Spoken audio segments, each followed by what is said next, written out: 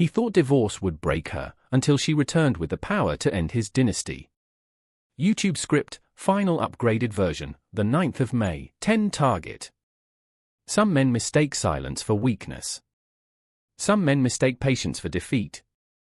And some men spend the rest of their lives discovering the cost of that mistake, long after there is nothing left to do about it.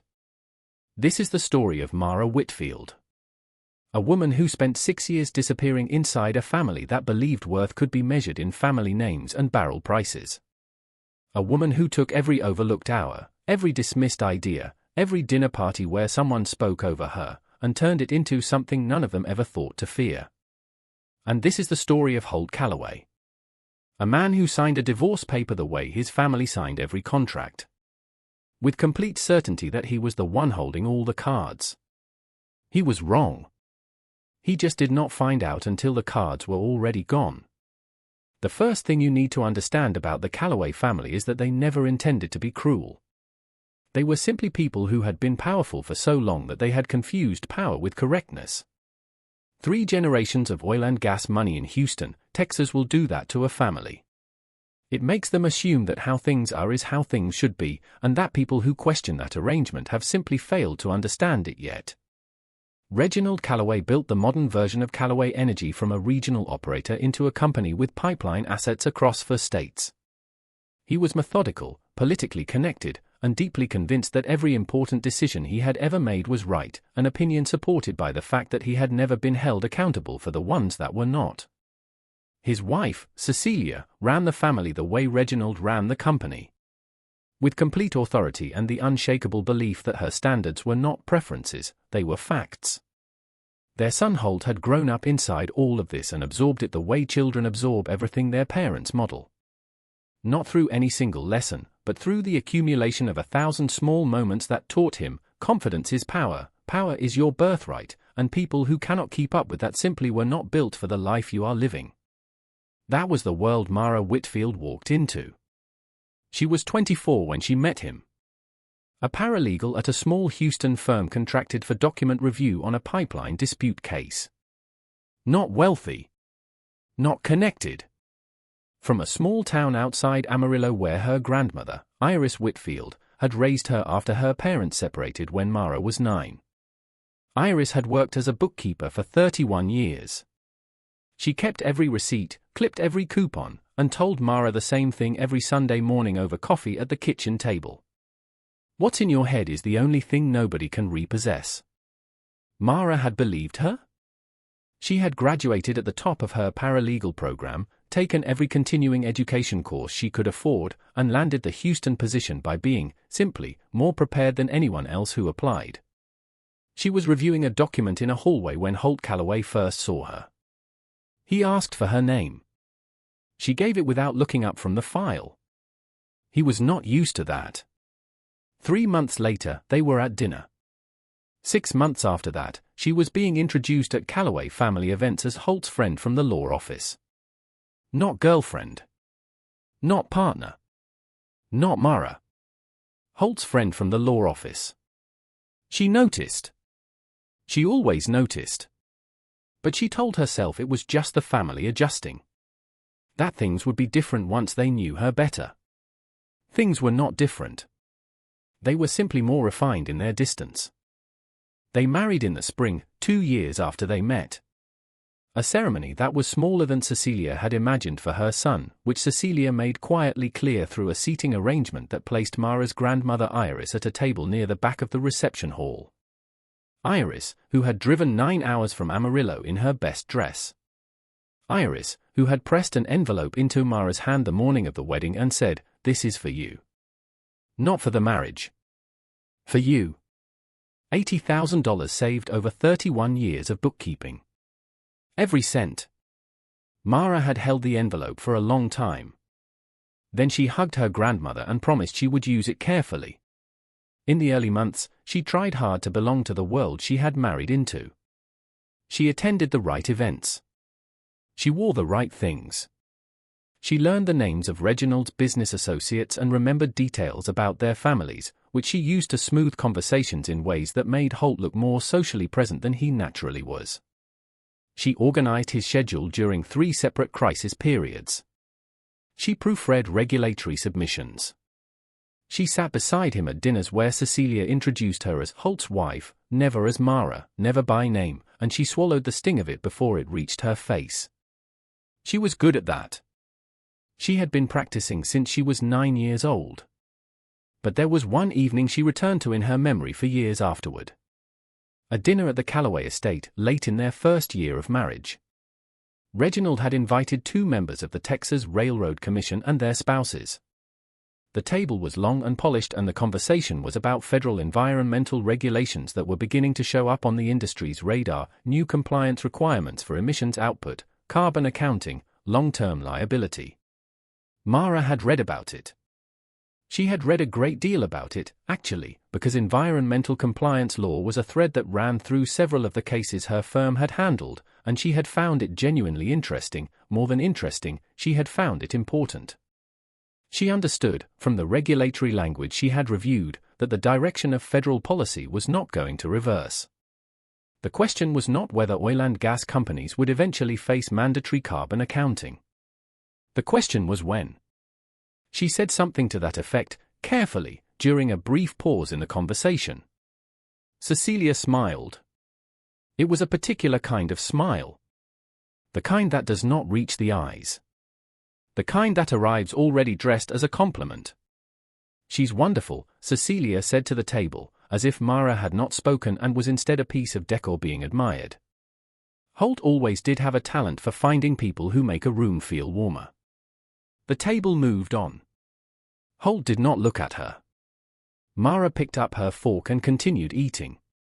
But something shifted inside her that evening. Not into anger, not into bitterness. Into clarity. The kind of clarity that arrives when you finally stop hoping for a door to open and begin, very quietly, to build your own. That night, after the guests were gone and Holt was in his study reviewing a report, Mara sat at the desk in the spare room that had become, by default, the room where nobody went. She opened her laptop. She pulled up the enrollment portal for an environmental engineering program, fully online, offered through a state university she had been researching for 3 months. She had looked at it before. She had almost enrolled twice. Both times she had closed the browser because she was not sure it was the right moment, or the right program, or whether she was simply reacting to frustration instead of making a real decision. She enrolled that night. She also opened a separate brokerage account in her name. She transferred Iris's $80,000. Then she called a woman she knew from her paralegal program, a former classmate who had gone on to work in clean energy investment, and asked her a question she had been holding for almost a year. "That startup you mentioned. The carbon capture company. Are they still taking outside investors?" The answer was yes. Mara invested $40,000. She kept the other 40 as a reserve and said nothing about any of it to anyone. Not because she was ashamed. Because she had learned, very precisely, what happened in that house when she shared something that mattered to her. 4.5 years passed. From the outside, the Calloway marriage looked like what the Calloway family wanted it to look like. Holt was expanding the company's offshore operations. Reginald was managing political relationships. Cecilia was a fixture at every important Houston social event. And Mara was there. Always present. Always composed. Always Holt's wife. What the outside did not see was the desk in the spare room. Late evenings after company dinners, early mornings before anyone else was awake. Coursework completed in 2-hour windows while Holt traveled. Final exams taken in a hotel room in Austin during a weekend she told him she was visiting a college friend. She was not visiting a college friend. She passed with distinction. She did not tell anyone. She also did not tell anyone about the performance of the carbon capture startup she had invested in, which had secured 2 significant patents, attracted serious institutional attention, and tripled in value over 4 years. Or about the consulting work she had been quietly doing under her maiden name for 2 smaller law firms, which had become, over time, a real body of work with a real professional reputation. She kept all of it in the spare room. Because she understood something that took her a long time to name clearly. She was not building a secret. She was building a foundation. And foundations do not announce themselves while the work is still underway. The conversation that ended her marriage happened on a Tuesday evening in October, over a dinner Holt had clearly been rehearsing. She knew from the moment he poured the wine without being asked. Holt only poured the wine first when he needed something to do with his hands. He told her about Senator Raymond Aldridge's retirement. About Aldridge's daughter, Kelsey, 32, politically positioned, recently separated. About the 20-year relationship between the Calloways and the Aldridge family and what that relationship was worth in regulatory terms, pipeline routes, permit cooperation, federal committee access that Reginald believed could not be preserved through any means other than a personal connection. Holt explained it as plainly as he could. He did not look at her while he spoke. When he finished, Mara set down her fork. She looked at him for a moment. "How long has your father been planning this?" she asked. Holt did not answer directly. Which was, itself, an answer. He said it was not about wanting a divorce. He said the timing was unfortunate. He said the settlement was fair, the townhouse, a financial cushion, time to figure out her next steps without pressure. Then he said the thing she would carry with her for years. He said it almost kindly. As if he were doing her a favor. "You're smart, Mara. You'll land on your feet eventually." The room went quiet. Mara looked at him for a long time. Not with tears. Not with anger. With the expression of a person who has just heard the sentence that explains everything that came before it. "Eventually," she said quietly. Holt shifted in his chair. "I didn't mean it like." "I know you didn't," she said. "That's the part that matters." She folded her napkin. She thanked him for dinner. She told him she would need 2 weeks to make arrangements. Then she went upstairs. She sat on the edge of the bed in the dark for a long time. The city outside was lit and moving and completely indifferent. She could hear Holt downstairs, the soft clink of a glass, the low sound of the television he turned on when he didn't want to think. She did not cry that night. The tears would not come in that room, in that house, with 6 years of being Holt's wife soaked into the walls around her. She simply sat in the dark and made a list in her mind, the way Iris had taught her to when things felt too large to manage, one item at a time, practical and forward-facing. Then she opened her laptop. Check the investment portfolio. Read the valuation estimate her brokerage had sent 3 weeks earlier and that she had not opened yet. The number on the screen made her exhale slowly. She also opened a browser and pulled up a federal legislative tracker she had bookmarked. A carbon capture compliance bill that had been stalled in committee for 3 years had just been moved to a floor vote.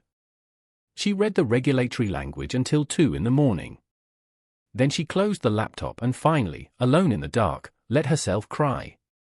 Not because she was defeated. Because she was tired. Tired of shrinking. Tired of quiet. Tired of being the most prepared person in every room and the least acknowledged. Tired of carrying something this large without a single person in her life who knew it existed. She allowed herself 20 minutes. Then she wiped her face, opened her phone, and left a voicemail for a woman named Billionaire, who ran an environmental technology holding company in Houston and who had been waiting, for more than a year, for Mara to make a particular phone call. The divorce was finalized on a February morning at a law office off Westheimer. Holt brought his attorney and his father. Cecilia did not attend. She sent a flower arrangement to the Calloway estate that morning. Mara learned about it from the paralegal who processed their paperwork, who mentioned it without realizing what she was saying. There were, of course, no flowers for Mara. Kelsey Aldridge attended. She sat to Holt's left in a pale blue blazer and said nothing, but near the end of the proceedings, as Mara was reviewing the final page, Kelsey leaned toward Holt and said something quietly that made him nod. Cecilia had not been able to attend. But she had sent a proxy. Mara signed her name. Mara Whitfield. The same name she had carried into this office and the same one she was leaving with. She placed her wedding ring on the table. Not dramatically. Not as a statement. Simply because it no longer belonged on her hand. Reginald shook her hand near the elevator. "I want you to know this is purely business," he said. Mara smiled. "I know," she said. "It always was." She took a car service back toward the Galleria. Halfway there, the driver asked if she wanted music. She said no. She stared out the window at the city she had spent 6 years in, this Houston that had never fully felt like hers, and she waited for the grief to arrive. It arrived 2 blocks from the townhouse. Not large and dramatic. Not the kind that breaks things. The quiet, deep kind. The kind that comes when something you worked very hard to say finally runs out of road. She let the driver pull over. She pressed her hand against the window glass. Outside, 2 women walked past with coffee cups, talking and laughing about something she couldn't hear, and she watched them until the feeling passed from overwhelming to manageable and then from manageable to something she could breathe around. Then she sat up straight. She had a call with Billionaire at 4 o'clock. She could not afford to be late. What happened over the next 18 months was not a miracle. It was the result of 4.5 years of engineering coursework. An investment made with a grandmother's savings at exactly the right moment. And a level of preparation that had been mistaken, by the people around her, for mere quietness. Mara brought her equity position and 2 key patents into a new entity under Priya's holding company, Axiom Clean Ventures. In exchange, she received a leadership role and a structured timeline to majority ownership. Within 6 months, she was running the company's daily operations. Within 12, she held controlling stake. She did not do this loudly. She hired carefully. She trusted slowly. She simplified everything that did not need to be complicated and paid attention to everything that did. She made decisions the way Iris had taught her to balance a checkbook, methodically, without emotion, with complete accountability for every line. The people who worked for her noticed, fairly quickly, that she was different from the executives they had worked for before. Not because she was warmer, though she was. Not because she was less demanding, though she was more measured. Because she paid attention. She remembered what people told her. She asked questions and actually listened to the answers. One of her analysts told her, 6 months in, "You know what you remind me of? You remind me of someone who spent a long time in a room where nobody listened to them, so they got very good at listening instead." Mara smiled at that. "Something like that," she said. Meanwhile, the federal emissions compliance bill passed. Not with fanfare. Not as the major story of the news cycle. It passed on a Thursday afternoon and was covered as a regulatory footnote by most of the energy press. Mara watched the signing live on her office laptop. Then she spent the following 2 hours reviewing a document her legal team had prepared, a comprehensive list of every major Texas oil and gas operator whose output threshold now required mandatory carbon capture integration within 36 months or face federal operating penalties. Callaway Energy was on page 4. She had known it would be. She had known for 3 years. She had simply been patient. The morning Reginald's chief of staff placed the compliance summary on his desk, Reginald read the first page twice. Then he set it down very carefully, the way a man sets down something he needs a moment to think about. The retrofit cost estimate was between $60 and $80 million. That assumed favorable licensing terms and a cooperative timeline. There were 3 companies in the country whose technology met the new federal certification standard. One was German. One was in exclusive negotiations with a competitor. The third was a Houston-based entity called Axiom Clean Ventures. It took his team for hours to confirm the name of the majority stakeholder and CEO. Mara Whitfield. Reginald sat with that information for a full day before he brought Holt into the office and slid the briefing sheet across the desk. Holt read it once.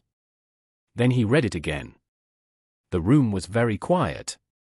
She knew, Holt said finally. Not as an accusation. Almost to himself. She knew what was coming before we did. Reginald said nothing. She was studying this. While she was sitting in our house and she was building this. He looked up from the paper. And I never asked her a single question about what she was doing. Reginald's response was practical. They needed to request a meeting with Axiom. Secure licensing terms.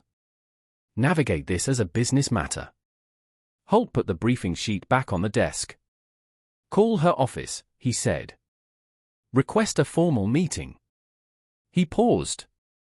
Under our company name. Not mine. Reginald frowned. Why? Holt was quiet for a moment. Because I need to know if she'll take the meeting at all. The call came through Axiom's main line on a Wednesday morning. Mara's executive assistant brought the request to her personally. Callaway Energy, formal inquiry, proposed agenda, licensing partnership discussion. Mara read it. Set it aside. Reviewed 2 other pending items. Came back to it. Confirm the meeting for 2 weeks out, she said. Request a full data package first, operational output, existing compliance infrastructure, last 2 fiscal years of financials. Her assistant noted this without expression. Standard terms, he asked. Standard terms, Mara confirmed. She went back to the report she had been reading. It was standard. She genuinely meant that. She was not constructing a performance. She was running a company with 15 employees, 2 major patent licenses pending, and a pipeline of regulatory compliance clients that had grown faster than anyone had projected. She did not have time for theater. What she had was leverage she had earned, and a responsibility to exercise it correctly. She had also, in the 8 days since the meeting request arrived, done something else. She had called Holt. Not to negotiate. Not to warn him. To say one sentence. I want you to know the terms I offer Callaway will be the same terms I would offer any client in your position. Nothing worse. Nothing better. Holt had been quiet for a moment. Why are you telling me that? He asked. Because you're going to spend the next 2 weeks worrying that I'm going to destroy your family, Mara said.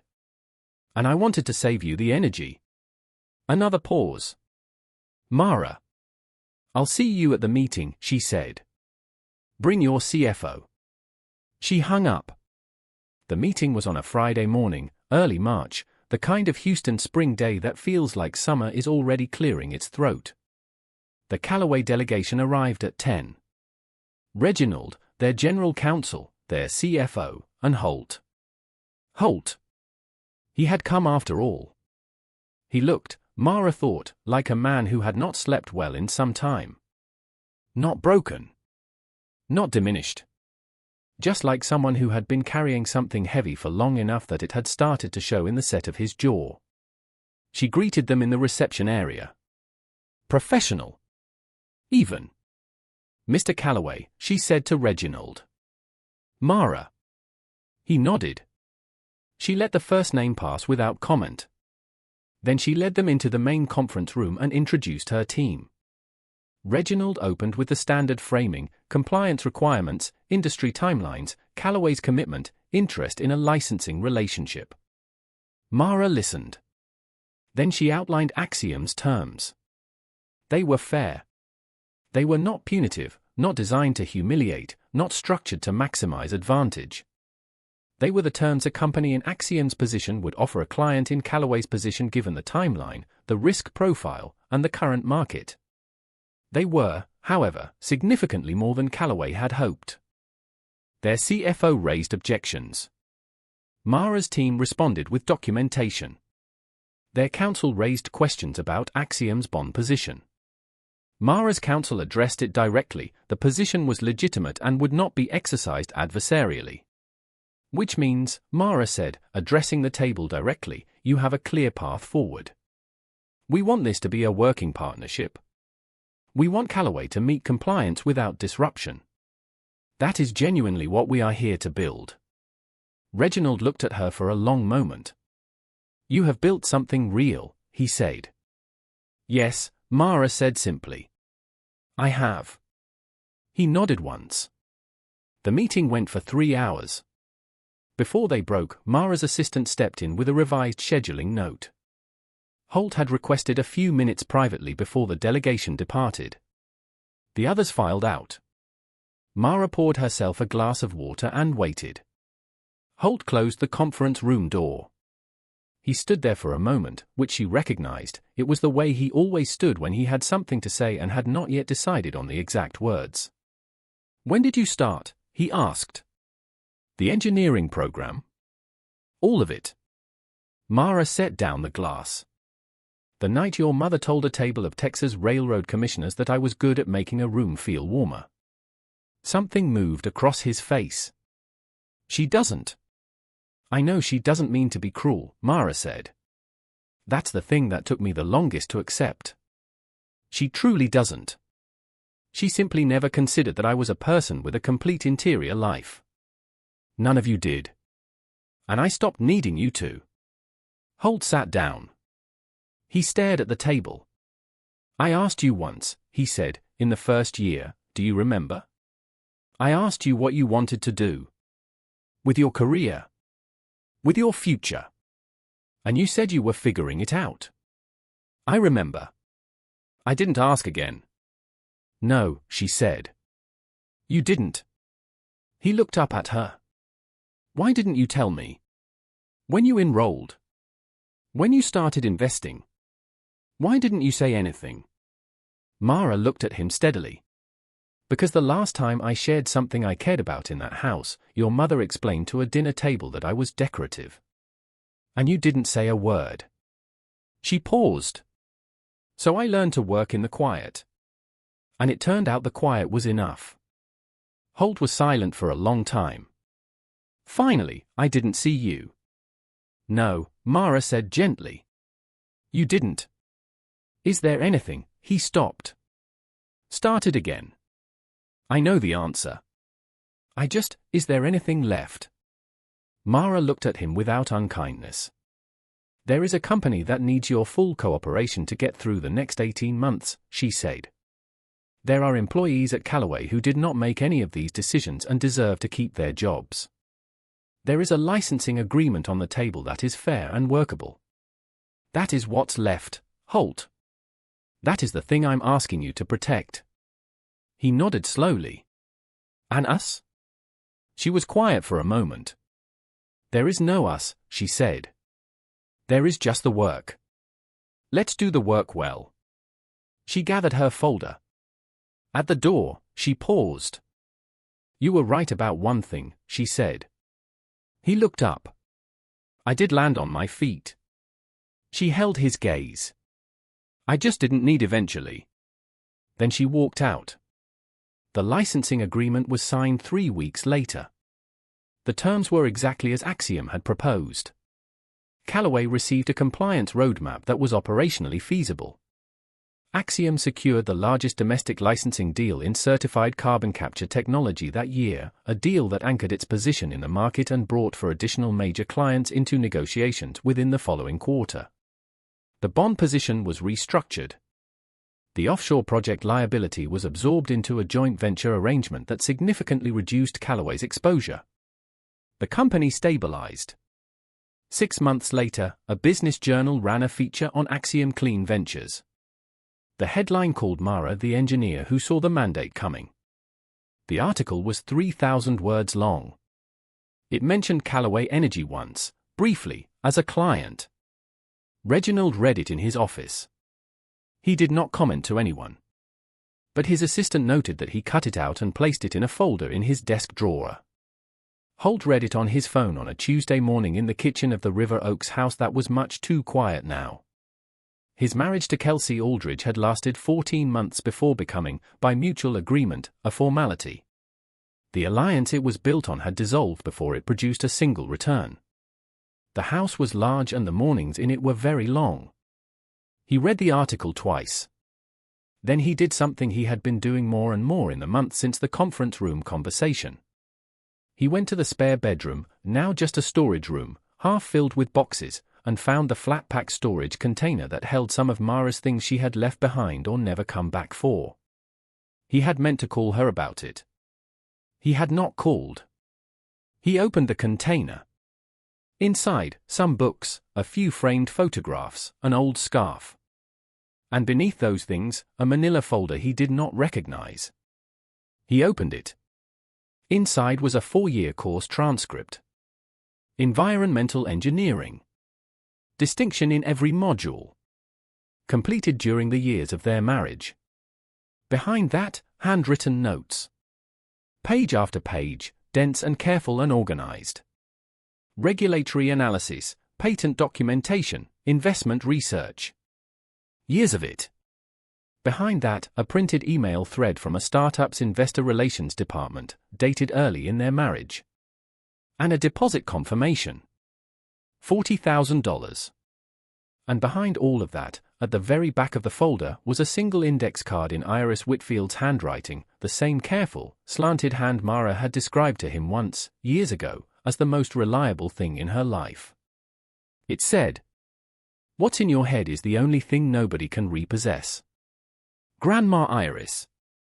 Holt sat down on the floor of the storage room. He sat there for a long time. He had lived with this woman for 6 years. He had shared a table with her, a bed, a city, a name. He had watched her organize his schedule and prepare his presentations and sit through dinners where nobody asked what she thought, and he had allowed all of it without curiosity, without a single question about what was happening inside the person sitting next to him. He had not lost her because she built something powerful.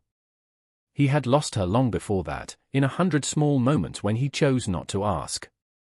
He placed the index card back in the folder very carefully, as if it were something that still belonged to someone. It did. Mara was in her office on a Thursday afternoon when her assistant knocked and told her that a delivery had arrived. A small box.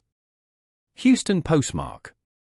Her name in handwriting she did not immediately recognize. Inside, wrapped in a sheet of tissue paper, was the index card. Beneath it, a single line on a note card in Holt's handwriting. She was right. So were you. I'm sorry it took me this long to understand both. Mara held the index card for a moment. Then she placed it on her desk, in front of her monitor, next to the photograph of Iris that had lived there since her first week in this office. She looked at the photograph. Iris, 62 years old in the picture, sitting at her kitchen table in Amarillo with a cup of coffee and that expression she always had, not quite smiling, not quite serious, just entirely and completely herself. A woman who had bookkept for 31 years and raised a granddaughter and saved $80,000, one careful line at a time, because she understood that small things add up to large things if you have the patience to let them. Mara had used those $80,000 to build a company that was now worth 43 times that amount. She had not bought a vacation home first. She had not bought a luxury car or a new wardrobe or any of the things that the profile pieces like to ask about. The first significant personal purchase she made after Axiom cleared its first major milestone was a small house outside Amarillo. White frame, porch swing, kitchen with a yellow countertop.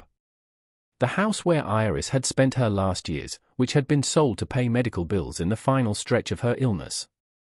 Mara had found it listed, by coincidence, through a property search she had set up on a quiet afternoon.